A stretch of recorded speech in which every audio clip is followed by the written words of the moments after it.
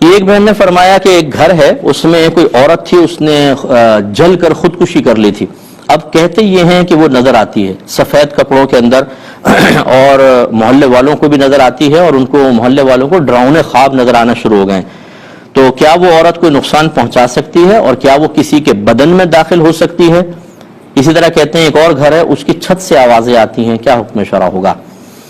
لیکن اچھی طریقے سے یاد رکھیے کہ یہ روحوں کا تصور کہ وہ گھوم رہی ہے، بدرو ادھر جا رہی ہے ادھر جا رہی ہے، یہ اسلامی تصور نہیں ہے۔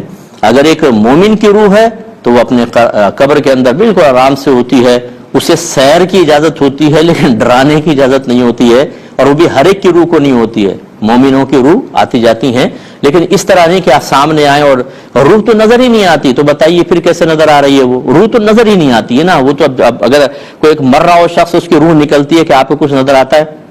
کچھ بھی نہیں۔ جب تک ہم زندگی میں ہیں ہمیں نظر نہیں آئے، ہاں مرنے کے بعد ہمیں نظر آئے گی، اور آپ تو زندہ ہیں، آپ کیسے دیکھ سکتے ہیں؟ اور اگر وہ کسی کافر کی، بد مذہب کی روح ہو، مرتد کی ہو، یا بہت ہی فاسق فاجر، تو یہ معذب روحیں ہوتی ہیں، یعنی ان پہ عذاب ہو رہا ہوتا ہے، ان کو تو کہیں نکلنے کی اجازت ہی نہیں ہوتی۔ خلاصہ کلام یہ کہ وسوسہ شیطانی ہے اور کچھ بھی نہیں ہے، اور یا کوئی یہ مذاق کر رہا ہے، شرارتیں کر رہا ہے، کیونکہ بعض لوگ اس طرح کر کے اور پورے محلے کو یا لوگوں کو خوف میں مبتلا کر کے کچھ اپنے ذاتی مقاصد حاصل کرنا چاہتے ہیں۔ کوئی خوفزدہ ہونے کی ضرورت نہیں، یہ کچھ بھی نہیں ہے۔ اچھا، اس سے قطع نظر کہ فرض کر لیں کوئی روح، فرض کر لیں تو روح کوئی نقصان نہیں پہنچا سکتی۔ آپ خود بتائیے، کیا ایک روح تو جسم کے بغیر کچھ بھی نہیں ہے، ایک ہوا کی طرح ہے، وہ کیا نقصان پہنچائے گی آپ کو؟ اور جسم میں داخل ہونا ہمارے ہاں اس کا بالکل یہ آواگون کہلاتے ہیں، اور اس کا کوئی شرعی تصور نہیں ہے۔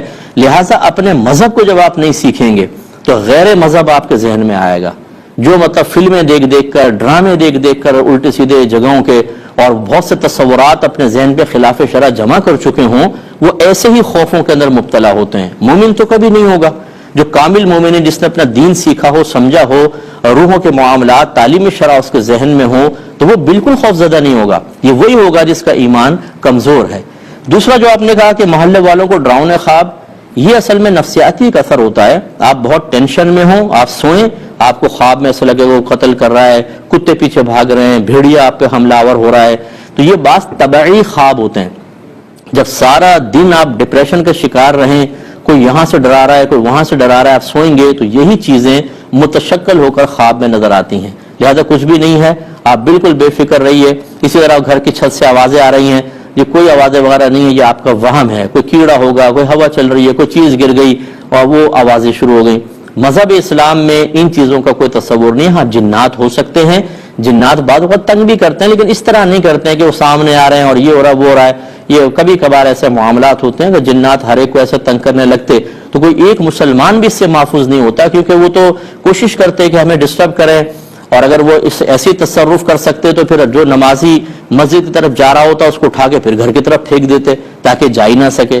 ان کو ان تصرفات کی اجازت ہی نہیں ہے، اگر ہوتی تو پھر یہ بہت کچھ کر لیتے، یہ صرف دعوت دے سکتے ہیں اور کچھ بھی نہیں۔ تو خلاصہ کلام یہ ہے کہ یہ وسوسہ شیطانی ہے۔ ہمت کریں اور کامل مومن بنیں اور اپنا دین سیکھیے، خدا را خاص طور پہ عقائد سیکھیے تاکہ آپ کا ایمان مضبوط رہے۔